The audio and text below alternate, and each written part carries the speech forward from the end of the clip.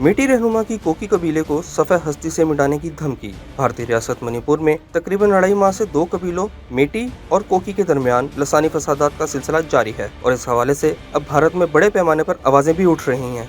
कई दिनों से जारी फसादात में अब तक 100 से ज्यादा अफराद हलाक और सैकड़ों जख्मी हो चुके हैं। इसके अलावा रियासत मणिपुर में दर्जनों मकानात को जलाया भी जा चुका है। भारतीय वजीर आजम नरेंद्र मोदी की जानिब से रियासती इंतजामिया को हालात कंट्रोल करने के लिए सख्त इंतजाम करने का हुक्म और लड़कियों को बरहना करके परेड करवाने वाले मुल्जिमान को कानून के कटहरे में लाने की हिदायत की गई है। अब सोशल मीडिया पर मेटी कबीले से ताल्लुक रखने वाले रहनुमा प्रमोद सिंह की एक वीडियो वायरल हुई है, जिसमें वो कोकी कबीले को सफेद हस्ती से मिटाने की धमकी दे रहे हैं। एक भारतीय सहाफी को इंटरव्यू के दौरान प्रमोद सिंह को वाज़ेह तौर पर ये कहते सुना जा सकता है कि तमाम कोकी कबीले को सफेद हस्ती से खत्म कर दिया जाएगा, क्योंकि कोकी कबीले के अफराद जरूरियात जिंदगी को मेटी कबीले तक पहुंचने से रोक रहे हैं। भारतीय सहाफी की जानिब से प्रमोद सिंह से दोबारा पूछा गया कि आप कोकी कबीले के अफराद के खिलाफ बाकायदा मुहिम चलाने की बात कर रहे हैं, जिस पर मेटी कबीले के रहनुमा का कहना था, जी हाँ, ऐसा होगा।